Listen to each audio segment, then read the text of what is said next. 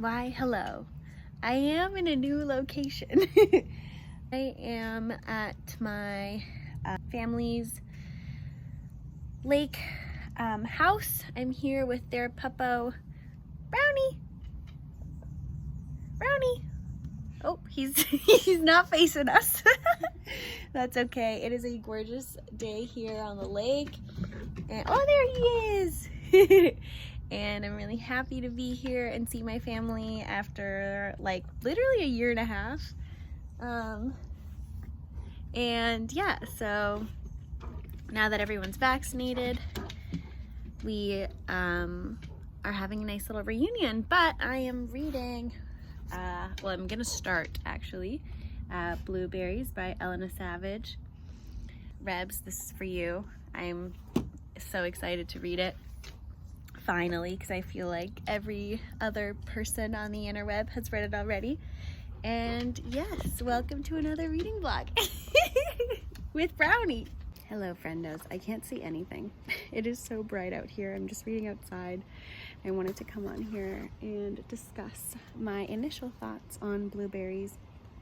I'm actually reading the second essay of the book called Blueberries, and it's giving me like academia vibes. Like I feel like I'm back in college reading some like school text, or assigned reading I should say, which is a oh sorry, I almost dropped my phone.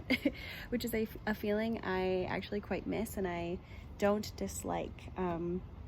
So she's using the blueberries that she's eating as a means to discuss like food politics, privilege, social class, and she weaves in her own like personal biography with cultural criticism, and yeah, I'm really enjoying it so far. So yeah, she's eating blueberries at this liberal arts college in the US because she's come over to attend like a writer's workshop over the summer, and that's kind of the jumping off point to her discussing various other topics in a really intricate academic way. So yes, I am liking it so far. Like I said, it's bringing back uni vibes, which I always love.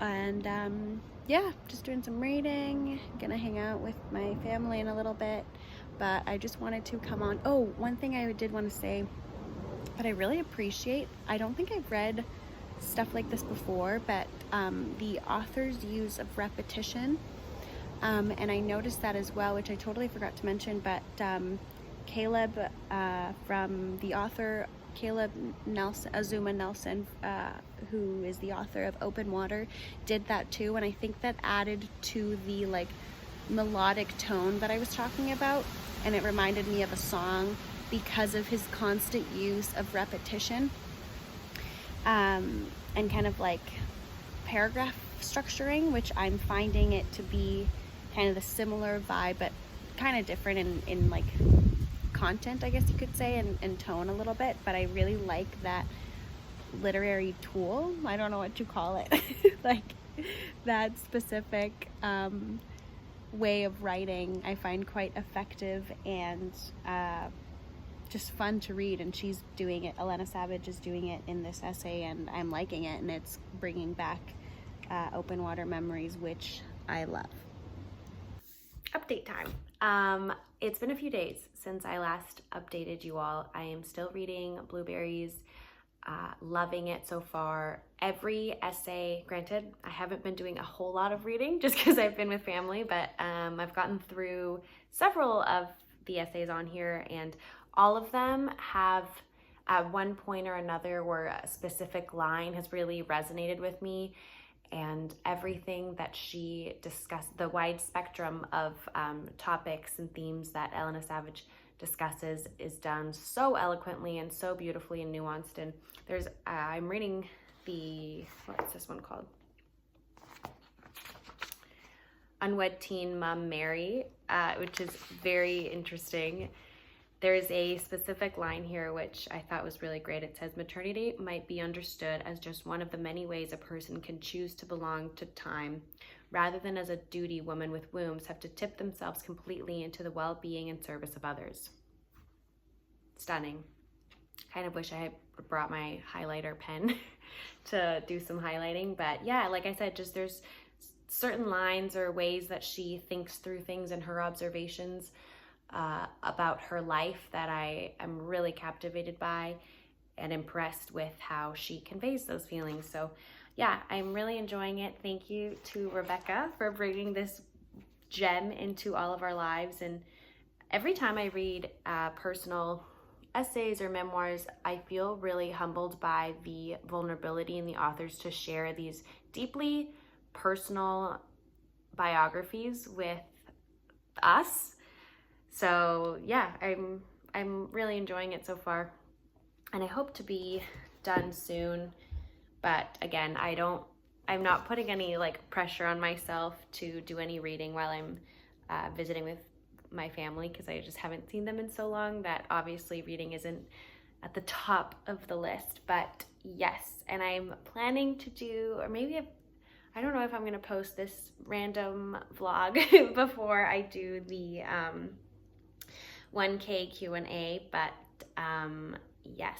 Also, I just caught myself doing it, so I feel like I should just do a little disclaimer.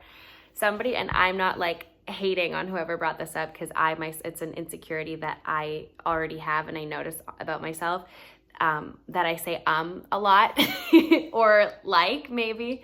And I think especially when I'm like reviewing books or whatnot, and I think part of the reason is because I like get excited and don't really, and then just like impulsively like turn on the camera and then I just start blabbing on. So it's kind of like I'm having a natural conversation with a friend, but also with the added like nerves and like camera shyness of being, you know, being recorded. So then my brain is like a little bit nervous, but also trying to, you know, come up with something cohesive and correct to say. So I apologize. I am working on, especially when it comes to like sit down videos, maybe structure, you know, what I want to say about certain books before I just like impulsively turn on the camera, just so it's more pleasant for you and for me. But yes, I do want to apologize for that, because I know that it's probably annoying, but I'm aware.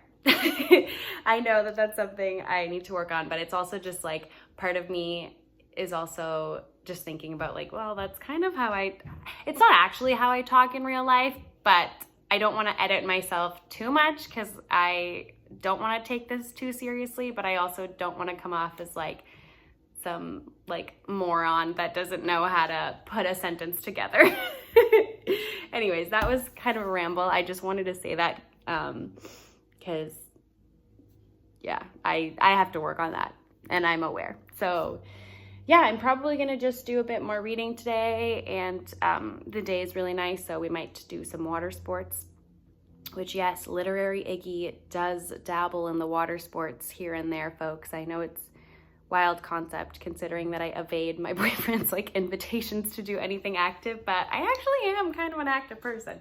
But anyways, yes, that's kind of the update that I wanted to, and I guess disclaimer, that I wanted to come on here for. And yeah, again, thank you to Rebecca for recommending this beauty. And I'm really looking forward to see what else Ellena Savage has in store for me. Also, it's very experimental in form.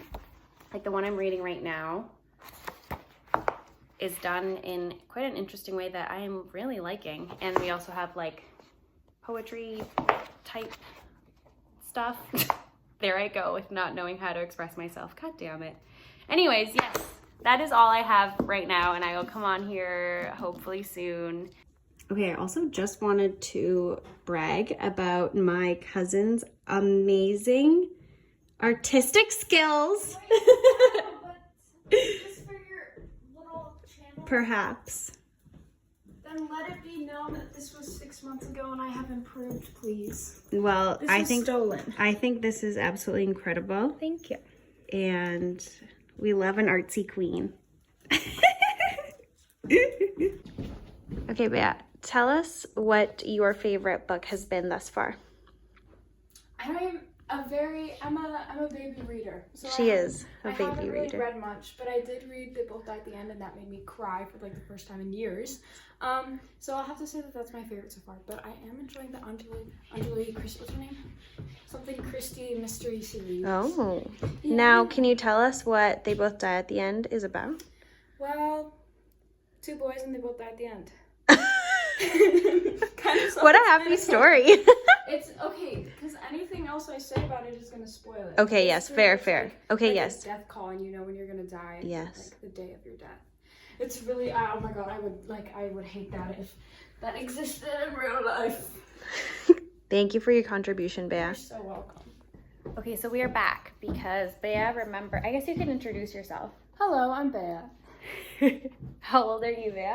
I'm 15 years old and a freshman in high school. So if you are a 15-year-old watching, or you need to get a gift for a 15-year-old, or honestly, if you're my age and you want to read this romance, you would recommend They Both Die at the End. And then what have you got there? Yes, I would, but you have to be emotionally stable, I feel.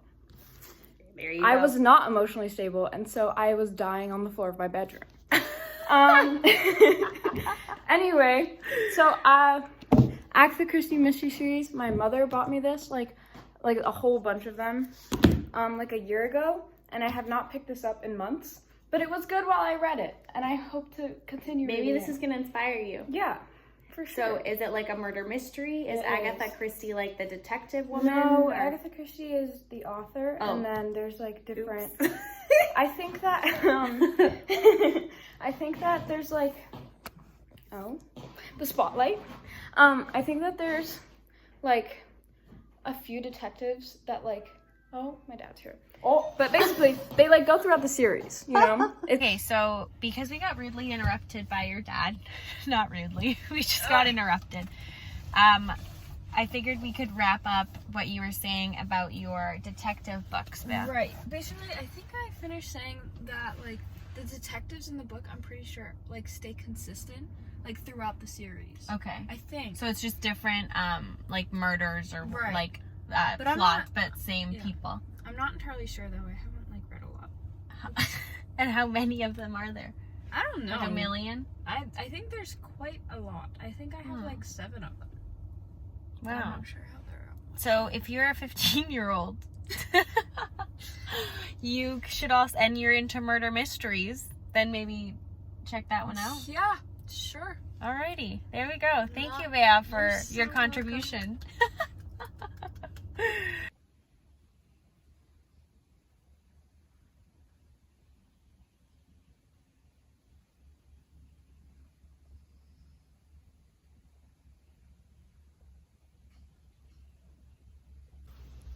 Hello, I am outside reading, and I figured I would just take a second to go over the books that I brought with me on my little lake getaway. Also, don't mind the shirt. I hope I'm not offending anyone. I stole this from my little cousin, and I think it's like some anime show that I have never watched, so call me a poser. Anyways, yeah, I figured I would share some of the books that I brought with me other than Blueberries, which is what I'm reading now. I brought a total, I think, of 4 books, but they're all quite short reads, so I don't think perhaps I'll have to drag my cousin to take me to a independent bookstore and see what else I can buy, because maybe I'll get through all of them in the 3 weeks that I have here. So anyway, other than Blueberries, I brought the word for world is a forest, I believe is what it's called, and it's by Ursula Le Guin. And I believe it's science fiction, obviously, and I believe it has to do with a planet that is uninhabited and it's being colonized by some evil bastards that want to destroy their ecosystem and just basically exploit the land for its raw natural resources. I believe that's what it's about. Watch it be completely different, and I'm just like making this up, but I think that's what the back said, something along those lines. But I really like Ursula Le Guin, and I wanted to bring a little bit of a sci-fi with me. So I brought that. That's quite thin. It's like, I want to say like maybe 200 pages max, probably like 150. And then I brought The Argonauts by Maggie Nelson, which I think that's autofiction, but honestly that was just recommended by my book bays and hotties, and I trust their opinion. They spoke highly of that book, and I saw it at work, and I was like, it's mine now. So we don't know very much about that one. And then I brought The Undocumented Americans, which I initially was going to get out of the library, but then I saw it at work and I figured it was an important book to have in my collection, so I bought it. Also with the excuse that I had this trip, so I couldn't really take anything from the library, so that's how I justified said purchase. And that is also nonfiction, and it deals with, I believe it's different personal narratives of undocumented workers living in the US, I believe. And yeah, those are all the books I brought. I cannot wait to read them all. They've been sitting in my little TBR. I put all the books that I haven't read in my nightstand, and it was kind of overflowing. So I'm looking forward to getting through all of them and sharing with you all what I think. I hope that in the next few weeks I'll be doing a lot more reading. Obviously now, since I haven't seen them for a long time, I'm socializing all the time, but they're in school. They're little, so they're, or not little, excuse me, they're teenagers. So they're in school now, so I presume that I'll just be able to read while they're in school and then just hang out with them once they're done. So yeah, I'm reading the essay about traveling, which I'm in tourism, and the sociological dimensions of said act. It's still just getting me, or teleporting me back into the world of academia once again, just with words around like discourse, hegemony, and also quoting or citing a lot of sociologists, especially in this specific essay, which that's what I studied in my undergrad. So it's been really refreshing and nice to be brought back into that world. So yeah, truth be told, I only graduated 2 years ago, so it hasn't been that long. But yeah, so I'm just gonna continue reading along and come to you with my concluding thoughts once we're done with the book. We are back outside again. I feel like this video has mostly been me reading outside, which I can't be mad about because it's summertime. Anyways, we are here to talk about Blueberries because I finished it honestly like a week and a half ago, and I have yet to pick up another book.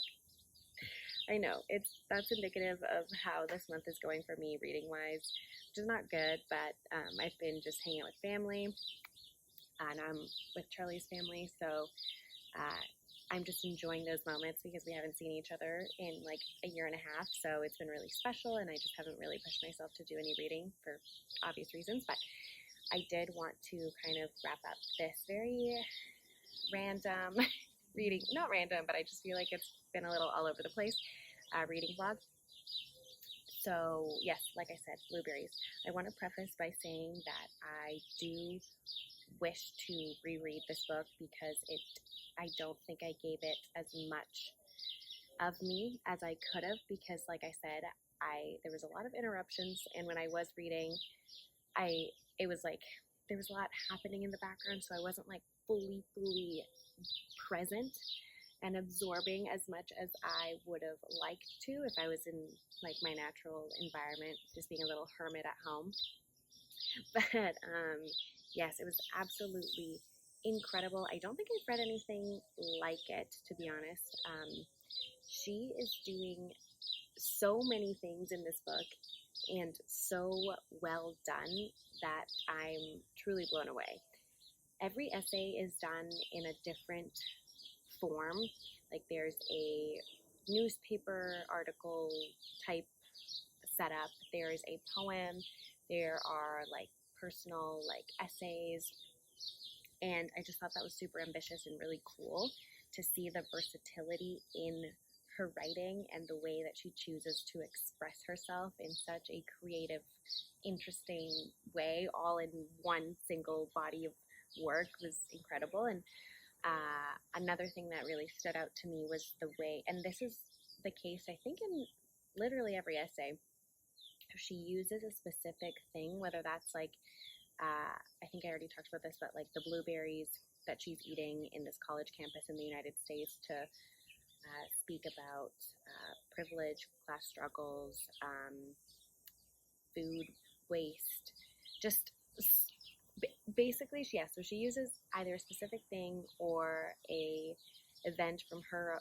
personal life as a jumping off point to discuss or I guess engage in cultural criticism in such a masterful way that I've never seen before. How you could talk about something so inconsequential and mundane as a means to then construct a whole argument or a narrative or a point of view that is much deeper and complex, and the tiny little seed that we started off with at the very beginning of each personal essay or piece in this book, that I just was completely blown away. I thought that was so cool. Another element that I hope I'm not repeating myself too much, but another thing I really liked was her use of repetition. Again, this goes back to the different like forms that she uses. So this isn't prevalent in every essay, but I thought that was really cool, and it reminded me of Open Water, like I said already. But yeah, I'm just so blown away by her capability as an author to engage in such deep, complex conversations with her reader, but through sharing something vulnerable and intimate about her own personal biography, which is just really admirable and really well done in this book. So yeah, loved it. Again, it deals with many, many things. The act of writing, which I also really loved the way that she writes about writing and being a writer herself was super cool. We talk about feminism, inequality, many things, and in such an eloquent, real, poignant way that will surely stick with me, and I can't wait to reread it and reabsorb all of her goodness, as well as the people she cites in the essays, whether it's sociologists or other cultural critics. Made it even richer. So yeah, I guess those are my concluding thoughts. A little rambling as per usual, but I hope that you pick this book up because it was honestly such a joy and privilege to read. And I thank Rebecca again for bringing this book into visibility, as it rightfully should. And I can't wait to go back and reread and underline, because yeah, some of her sentences were just like mind blown. I feel like when Ben was reading this, I remember in his reading vlog, I was like, We've been interrupted. Bye, Ricky. It's my significant other's mom's cute little puppo. He's adorable, so he came out here and I wanted to share. But anyways, what was I talking about? Oh yeah, Ben saying how just a lot of the essays were just like literal, like, wow, mind blown. And I could not agree more. She just is incredible. So anyways, that is all I have for you. I hope you enjoyed this very strange reading vlog. I hope to be back soon doing even more reading and sharing with you all. And my 1K Q&A is coming. I wanted to thank you all again for just watching me, engaging with me, and I'm super thankful to be doing this because it's honestly the funnest new hobby. So anyways, with that, I'm gonna bid you goodbye. Isn't that right, Rick? I'll see you guys soon. Bye.